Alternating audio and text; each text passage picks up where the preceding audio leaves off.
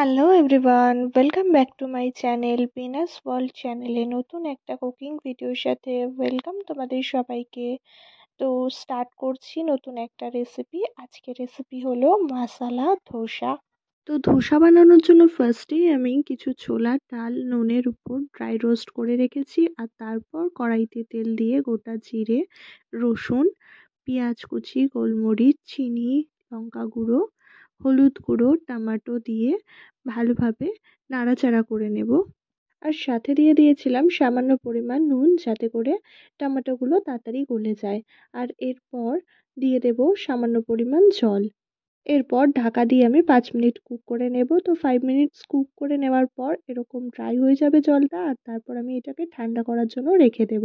এরপর ওই same fry প্যানেই সামান্য পরিমাণ তেল দিয়ে তাতে পেঁয়াজ কুচি, লঙ্কা কুচি, টমেটো কুচি দিয়ে নাড়াচাড়া করতে থাকবো। কিছুক্ষণ নাড়াচাড়া করার পর দিয়ে দেব তার মধ্যে হলুদ গুঁড়ো, লঙ্কা গুঁড়ো, সামান্য পরিমাণ নুন, আর দিয়ে দিলাম এখানে আমি কারি পাতা। এরপর আমি এখানে দিয়ে দিলাম আগে থেকে বয়েল করে রাখা পটেটোস। এগুলো আমি ম্যাশ করে দিলাম হালকা। ভালো করে মশলার সাথে মিক্স করে নেওয়ার পর উপরে আমি স্প্রিঙ্কেল করে দিলাম ধনেপাতা কুচি। এই ধনেপাতা কুচি, আলু আর মশলাটা ভালোভাবে মিক্স করে আরও 5 মিনিট কুক করে নিলেই কিন্তু ধোসার পুরটা একদম রেডি, যেটা ছাড়া ধোসা একদম অসম্পূর্ণ। অন্যদিকে একটা মিক্সার গ্রাইন্ডারে আমি নিয়ে নিয়েছি চিনি, নুন, লঙ্কা, আদা কুচি আর ড্রাই রোস্ট করে রাখা ছোলা, আর নিয়ে নিয়েছি নারকেল। তো হয়ে গেল এখানে আমার নারকেলের চাটনি।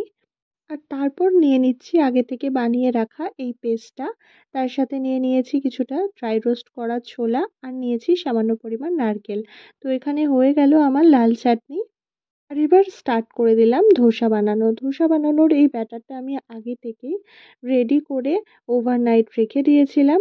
আর তারপর একটা বাটির সাহায্যে অল্প পরিমাণ ধোসার ব্যাটার নিয়ে এরকম গোল গোল করে দিলেই কিন্তু ধোসার শেপ একদম রেডি হয়ে যাবে। ধোসা বানানোর সময় সবসময় গ্যাসের ফ্লেমটা লো টু মিডিয়াম করে নিতে হবে, যাতে করে ধোসা পুড়ে না যায়।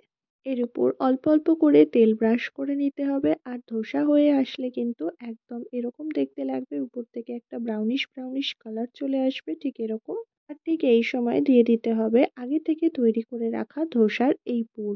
তো অল্প অল্প করে এখানে ধোসার পুরটা দিয়ে দিচ্ছি আমি এখানে। আর তারপর আলতো হাতে ধোসাটাকে কিন্তু এভাবে তুলে নিতে হবে রোল রোল করে। তো এভাবে বানিয়ে নিলেই কিন্তু ধোসাটা খেতে একদমই দোকানের মতো মুচমুচে হবে।